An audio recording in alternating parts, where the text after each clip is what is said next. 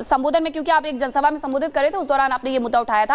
आपने ये भी कहा था कि बांग्लादेशी अब किस तरीके से हमारे घर में घुसते जा रहे हैं, हमारे देश में घुसते जा रहे हैं और एक एक्टर के घर में भी घुस जाते हैं। क्या ये बड़ा मुद्दा है महाराष्ट्र में भी? देखिए, ये निश्चित तरीके से बड़ा मुद्दा है, मगर इसके ऊपर हमारे महाराष्ट्र की गवर्नमेंट और हमारे चीफ मिनिस्टर साहब बहुत ही कड़ी एक्शन ले रहे हैं। बांग्लादेशी और रोहिंग्या मुसलमान जिस तरीके से सिर्फ हमारे देश में नहीं मगर पूरे विश्व में जिस तरीके से जो देशों में जो राज्यों में ये रहते हैं उस राज्यों को अस्थिर करने का काम ये लोग सब करते हैं। और जिस तरीके से वो लोग हमारे मुंबई में अलग अलग जगहों पे अलग अलग जिम्मेदारी लेके जिस तरीके से अंदर घुसते जा रहे हैं उसके ऊपर रोक लगाने का काम हमारी महाराष्ट्र की सरकार कर रही है। हम सबको मुंबई कर बन के भी देखिए उसने क्या किया, उसने हिंदू नाम रखा पर वो था बांग्लादेशी, जिस तरीके की स्टोरीज बाहर आ रही है। तो ये सारी चीजों पे हम लोग को अलर्ट होना चाहिए। हम किसको घर के अंदर ले रहे हैं, किसको काम दे रहे हैं, इस सब चीज के ऊपर हमारा ध्यान रखना चाहिए, क्योंकि ये बांग्लादेशी और रोहिंग्या मुसलमानों का टारगेट ही है कि 2047 को हमारे देश को इस्लाम राष्ट्र बनाना। तो इसको अगर हमको रोकना होगा तो पुलिस सरकार अपना काम करेगी, नागरिक होकर हमको सतर्क रहना पड़ेगा। इस्लाम राष्ट्र बनाना, ये आप जो कह रहे हैं, तो इसके बाद तो ये मुद्दा बेहद बड़ा हो जाता है कि आखिरकार जो घुसपैठिए हैं वो क्यों घुस रहे हैं और उसे किस तरीके से रोका जाए। लेकिन अगर हम बात करें सैफ अली खान की, तो सैफ अली खान 16 तारीख को उन पर हमला होता है, 21 तारीख को उनकी तस्वीरें सामने आती है कि एकदम हष्ट पुष्ट होकर के सही तरीके से बाहर आते हैं। क्या आपको नहीं लगता कि ये जो उन पर हमला हुआ और उसके बाद अभी भी 4 एक्टर्स को धमकी भरे मेल गए हैं, क्या ये सब खतरे में है या सब दिखावा है? देखिए, ऐसा है, पुलिस अपना जांच कर रही है। जिसको धमकियां आ रही है उसके बारे में कड़ी से कड़ी भूमिका हमारी केंद्र और राज्य की सरकार जरूर लेगी। मुंबई और महाराष्ट्र में एक्टर हो, सामान्य नागरिक हो, हर एक को सुरक्षा देने का काम हमारी सरकार कर रही है और आगे भी करेगी। सभी हमारे मुंबई में सुरक्षित है, हमारे महाराष्ट्र में हर कोई सुरक्षित है हमारे देवेंद्र जी की सरकार के माध्यम से, इसलिए उसकी चिंता करने की जरूरत नहीं है। जिसको भी किसी भी तरीके की धमकी आई रही है, हमारी पुलिस उसकी जांच करेगी और उनकी जिंदगी को कुछ हो नहीं, इसके लिए पूरी की पूरी तैयारी दिखाएगी। जी, बहुत शुक्रिया सर आपका हमारे साथ जुड़ने के लिए और ये बताने के लिए कि वहां पर जो भी एक्टर हैं वो पूरी तरीके से सुरक्षित है। अब बात करते हैं कि इससे पहले कल शिवसेना नेता संजय निरुपम की तरफ से क्या कुछ कहा था। उन्होंने भी सैफ अली खान को लेकर के सवाल उठाए थे। रिपब्लिक भारत से खास बातचीत में उन्होंने क्या कुछ कहा था, आपको सुनवाते हैं। उनका एक परिवार का बैकग्राउंड है और मतलब जैसे उनकी माँ जो हैं वो कविवर रविन्द्रनाथ टैगोर के परिवार से हैं। उनके पिताजी बहुत बड़े क्रिकेटर हुआ करते थे, मंसूर अली खान पटौदी साहब।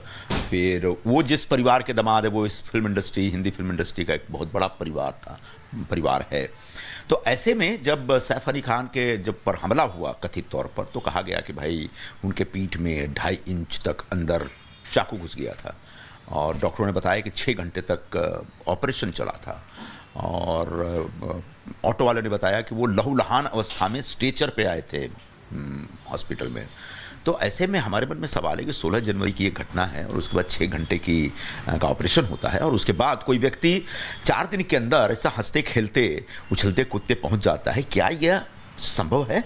तो मेडिकल फ्रेटर्निटी से ही मेरा एक सवाल है और हम लोग अचंभित हैं, क्योंकि वो जो घटना थी उस घटना ने पूरे मुंबई के लोगों को डरा दिया था कि आप बिल्डिंग में तो रहते हैं, अपने घर में रहते हैं, कभी भी आपके घर में कोई चोर बदमाश घुस सकता है और इस तरह से चाकू से हमला कर सकता है। विपक्ष के लोगों ने तरह तरह के सवाल उठाए, पूरे मुंबई के कानून और व्यवस्था के बहुत बड़े बड़े सवाल उठाए। फिल्म जगत के जो बड़े बड़े लोग हैं उन सब लोगों ने चिंता व्यक्त की, उन्होंने कहा कि हम भी असुरक्षित महसूस कर रहे हैं। कई लोगों ने तो इसको जो सलमान खान के ऊपर धमकियां आ रही हैं उस घटना से और बाबा सिद्दीकी की हत्या से जोड़ दिया। तो जब मुंबई अपूर्व गृह मंत्री के ऊपर सवाल उठ रहा है, गृह मंत्रालय के कामकाज पे सवाल उठ रहा है, मुंबई पुलिस के कामकाज पे सवाल उठ रहा है, तो जब मुंबई के लोगों के अंदर इतना डर पैदा हुआ उस घटना से, तब निश्चित तौर पर कुछ सवाल उठते हैं जिसका जवाब देना पड़ेगा। और पहली जिम्मेदारी तो पुलिस की है, मुंबई पुलिस को जवाब देना पड़ेगा। और उसके साथ साथ मुझे लगता है जो करीना कपूर खान कह रही हैं कि स्टॉप दिस नॉनसेंस और ये हमारा परिवार का मामला है, नहीं, सिर्फ परिवार का मामला नहीं है और ये एक प्राइवेट मामला अब नहीं है। वहाँ अपराध हुआ है, बड़ी घटना घटी है जिससे पूरे मुंबई के कानून और व्यवस्था पे सवाल उठा है और मुंबई के लोग डरे हैं, घबराए हैं। बिल्डिंग में रहने वाले लोग को भी समझ में नहीं आ रहा है कि वो अब कितने सुरक्षित है। ऐसे में उस परिवार की भी जिम्मेदारी बनती है कि वो बाहर निकल के आए और सचमुच बताए कि उस दिन हुआ क्या। हमने एक जो पहला जो आरोपी पकड़ा गया उसका सीसीटीवी फुटेज तो देखा, लेकिन जब सैफ अली खान कहा जाता है कि लहूलुहान अवस्था में गए थे तो वो सीसीटीवी फुटेज कहाँ है, वो दिखाया जाना चाहिए। दूसरी बात, कभी आया कि उनके बड़े बेटे इब्राहिम उनको लेके गए थे, कभी पता चला कि उनके जो नाबालिग बेटे हैं तैमूर वो लेके गए थे। सचमुच क्या हुआ? जिस घर में 6, 7, 8 काम करने वाले लोग हों, जो हाउसमेट्स हों, और उस घर में 10वें माले पे कैसे घुसता है? क्योंकि जो बिल्डिंगें होती हैं, बांद्रा की बिल्डिंग, अंधेरी की बिल्डिंग, लोखंडवाला की बिल्डिंग, इसकी सुरक्षा हम लोग खुद देखते हैं और हम लोगों ने खुद अपने सुरक्षा के इंतजाम कर रखे हैं, सिक्योरिटी स्टाफ बैठा रखे हैं। और हमको पर्सनली, अब बिल्डिंग में तो पुलिस वाले नहीं रहेंगे, तो हमको खुद अपनी सुरक्षा की जिम्मेदारी लेनी पड़ती है। ऐसे सुरक्षित वातावरण में एक चोर कैसे घुसता है? क्या वो महज चोर था? और वो चोर घुसता है तो चोरी ही नहीं करता, चोरी कुछ नहीं करता, बल्कि जाकर के घुस के सीधे हमला ही करता है। अब वो हमला करने के पीछे मोटिव क्या था, ये बताया जाना चाहिए। और ये बताने के लिए पुलिस की तो पहली जिम्मेदारी बनती है, कहीं ना कहीं परिवार को भी सामने आना पड़ेगा, ऐसा हमारा मानना है। तो संजय निरुपम को आपने सुन लिया कि उनकी तरफ से जो सवाल खड़े किए गए वो क्या थे। हमारे साथ हमारे सहयोगी प्रगति जुड़ी हुई है। प्रगति, क्योंकि आपने डॉक्टर से भी बात की थी, अब डॉक्टर्स का ये कहना था कि कोई भी ठीक होकर के जा सकता है, लेकिन क्या ऐसा सच में हो सकता है?